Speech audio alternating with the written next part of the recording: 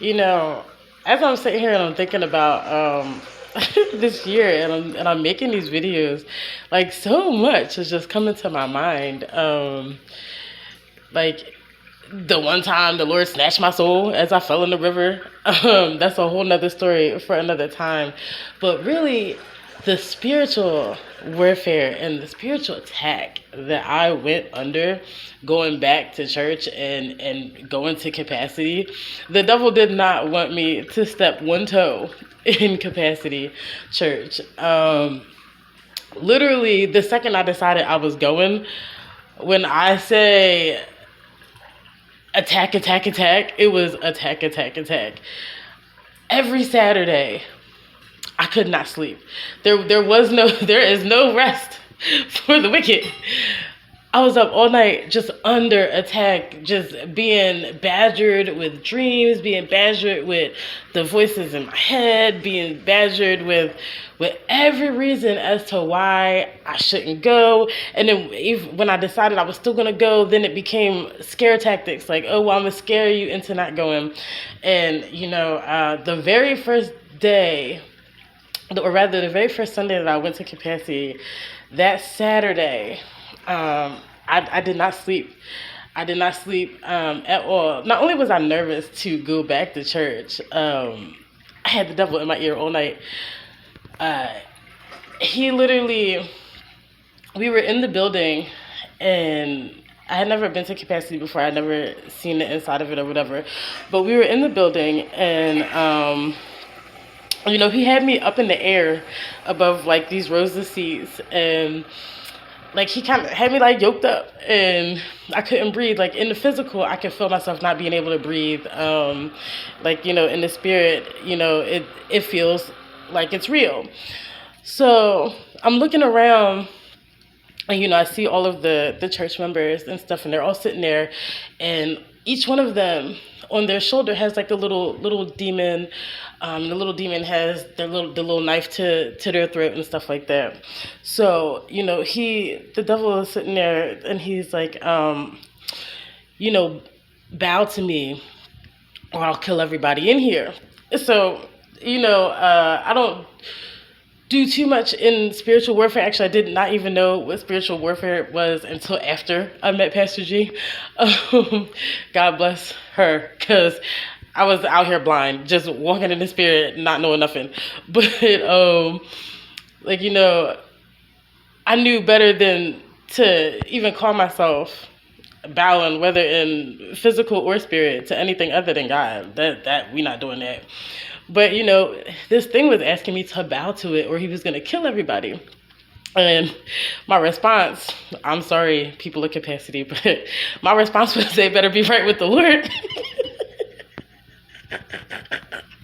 Because I'm not bowing. So then that frustrated him, and like that's like he had like choked me more, and in this point, and like in the physical, I can't breathe. Like I can't breathe. I'm physically crying, and things like that. I'm having a physical response to the things that I am seeing in the spirit. So I'm sitting there, and I can't think of anything to do. I can't think of anything to say. But anytime I get into trouble, I'll always kind of just say Psalm 23. It's always been my favorite. It's always been something that I lean onto.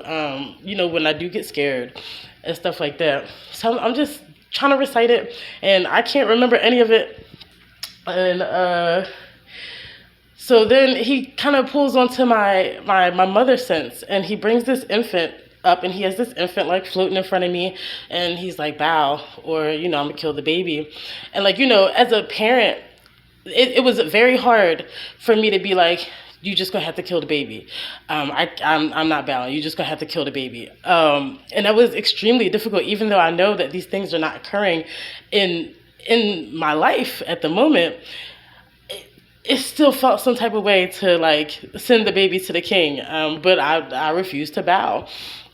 And so then he really got mad, and like he broke my arm, and then threw me down to the ground. And my arm is broken. I'm holding my arm, and I'm crying, and I'm still and I'm still reciting Psalm 23, and he's just like giving me everything he got. Like he's just beating me up while I'm on the ground, and I'm just not bowing. I'm just like still sitting here with Psalm 23 coming out of my mouth, still crying, still like just refusing. And all of a sudden, this like beam of light just like kind of comes over me, and 1 second there was nothing, and then like that, there was this massive like energy sitting like on my side, and I look over, and I just see this metal, like this shiny metal. I can't even explain it because it looks physical, but at the same time I can see through it. And but it's bright and it's shiny, and it's not silver in the way that we see silver. It's definitely silver in a different realm. But I'm looking at the what do you call it?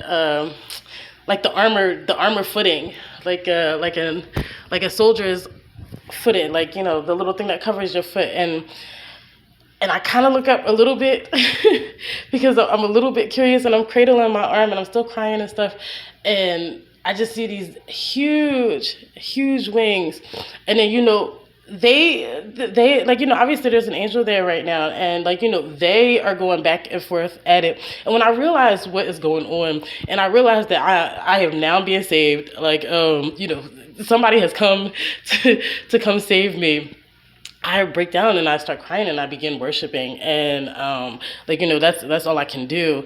And as they continue their battle, and I'm moving from the spirit back into the physical, I'm sitting on my bed and I'm crying.